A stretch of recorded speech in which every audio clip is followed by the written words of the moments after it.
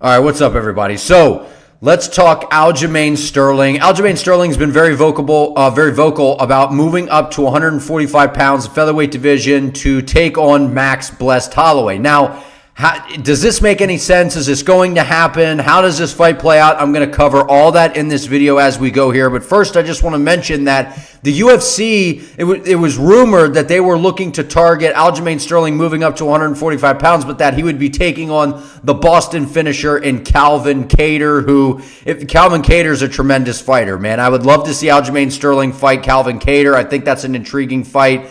However, this doesn't hurt Aljamain Sterling to do this, right? He's not going to get the Sean O'Malley rematch. The UFC was very adamant about Sean O'Malley beating Aljamain Sterling and giving Sean O'Malley every advantage that they could to help him win that belt, get the title off of Aljamain Sterling. I mean, for God's sake, Aljamain Sterling was getting booed basically in his own backyard in New Jersey when he fought Henry Cejudo. I think that was just kind of the undoing, and the UFC's like, all right, we got to get this guy out of the championship chair, man. We got to move on from Aljo. No offense to Aljo. He's a great fighter. He's good at what he does, but it's just not exactly the most exciting thing, to say the least, right? But to some hardcore fans, we appreciate what he's doing in there. However, it's just not the most intriguing thing. But let's get to the point.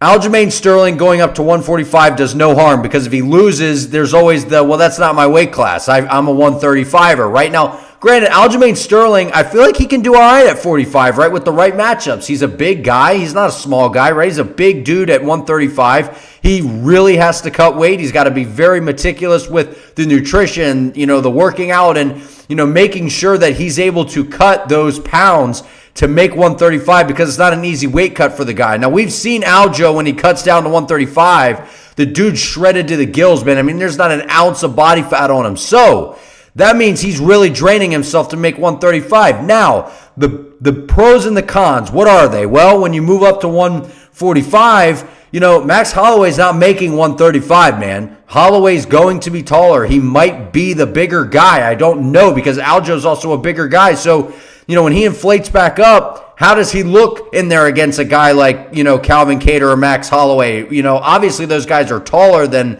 Aljo. However, size-wise, like stoutness, I think Aljo matches up pretty good with a lot of the 45ers out there. However, the issue is the striking discrepancy and the disadvantage that Aljo has in the striking compared to these guys, because there's no mystery here. When you fight Calvin Kattar, you fight Max Holloway, dude, you're going to eat some shots, man. And these are two of the best guys. These guys have some of the best boxing in all of MMA. Now, I know Max Holloway put it on Calvin Kattar, man. We know that. However, we can't forget who Calvin Kattar is, and that's a guy that can dig deep. He's hard to get out of there. He has good takedown defense. He's got really, really, really good hands, man. He's got good hand speed. He's got some good power.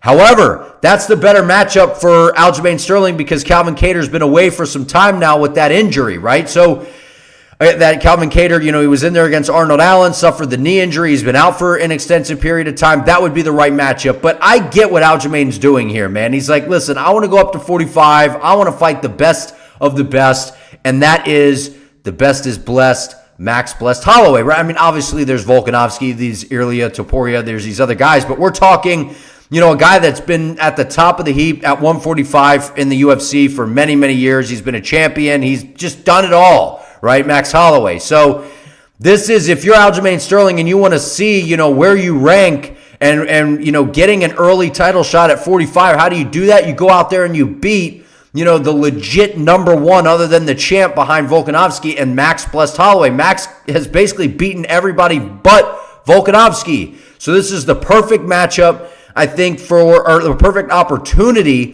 for Aljamain Sterling. However, it's not the perfect matchup, right? And again, in MMA and martial arts, combat sports, you're never going to get necessarily the perfect matchup once you hit the big leagues, right? You're going to be fighting the next guy up. Maybe they give you a few favorable matchups stylistically, but once you get to the top of the, top five, there really is no perfect matchup, right? Someone's going to usually have some sort of advantage over you.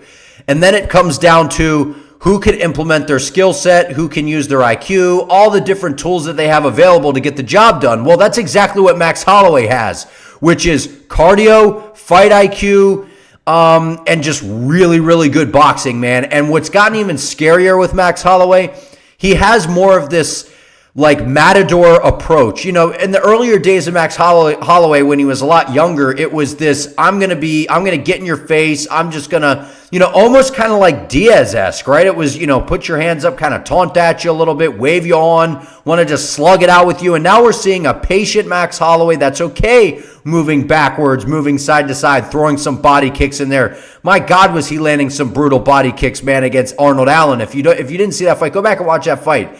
And you'll see Max Holloway, you know, he utilizes that long guard really well. You know, he's able to I just see him absolutely teeing off on Aljamain Sterling in the striking. Now, again, Aljamain has very, very good grappling, right? He's able to, his MMA wrestling is outstanding, right? He's a very good collegiate wrestler, but he's not going to like out wrestle, you know, a Division I wrestler on the mats per se. Maybe he does now, I don't know, but back in the day, he wasn't a Division I wrestler. However, MMA wrestling, he could go out there and wrestle with a guy that's a Division I wrestler and submit him possibly, right? That's just the type of, he's got great MMA wrestling with the submissions tied in, all those things. We got to give Aljo his props.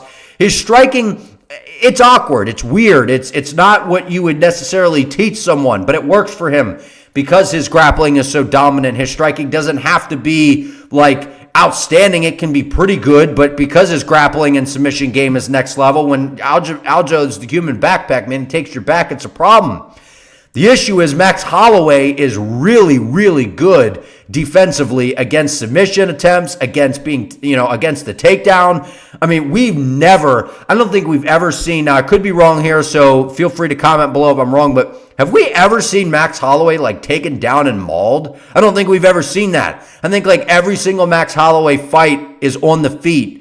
Pretty much. Because Max, if he gets taken down, he's so squirmy, he gets right back to his feet, gets right back to, you know, the fence, and he's moving. And I just see this being like one of those fights where Max Holloway just is teeing off on Aljamain Sterling, man. Moving around, those body kicks that he started to throw, I don't know that he would use those as much against Aljamain Sterling because of the threat of the takedown, grabbing that leg. But I think Max Holloway just tees off on him, man. You know, and it's no disrespect. It's just there is a huge discrepancy in the striking. Now, again, we've seen how Aljamain Sterling does against a Petr Yan. So, in my opinion, that's probably a matchup we could take a look at in terms of how would Aljo match up to a Calvin Kattar or a Max Holloway, a guy that uses his hands a lot, which is Petr Yan, and the ability to keep Yan guessing and with the takedowns and mixing it in, it made it a really close fight. So there's the potential that Aljamain Sterling could do that. There's also the potential that Aljamain Sterling could feel much better at 145 pounds, be more explosive, and just not draining yourself as much. Maybe he's a little bit better. I don't know. What do you all think? I think that this is obviously it's interesting, right? I mean, Max Holloway's a big name. He's really, at this point, you know, if he's not fighting for a championship, it's got to be kind of a big name or a big fight, right? And, you know, welcoming Aljamain Sterling up to 145 pounds, you know, like, does it make sense for Max to necessarily take the fight? People are going to argue and say, no, it doesn't because he's Max, but this is a guy that was just the champion at 135 pounds, right? So it's like, you know, but then there's also on the horizon of does Max Holloway fight for the BMF belt against Justin Gaethje? So, like, there's all these different things, but I'm playing off of what Aljo's wishes are, which is that he fights Max plus Holloway. I don't think we've seen Max entertain this call out thus far, but what do you all think? Do you think this happens? How do you see this fight playing out? I just think that this is a tough matchup for Aljamain Sterling. I know he's got the great submissions, but we've seen Max Holloway go up against the best of the best, man, and the fights always end up on the feet, and he just always ends up getting his way, you know, except for Alexander Volkanovski. We've seen just basically total domination. I mean, the Arnold Allen fight was close at times, but at the end of the day, you clearly still got to see the composure of Max Holloway, the combinations, the movement that he's added in.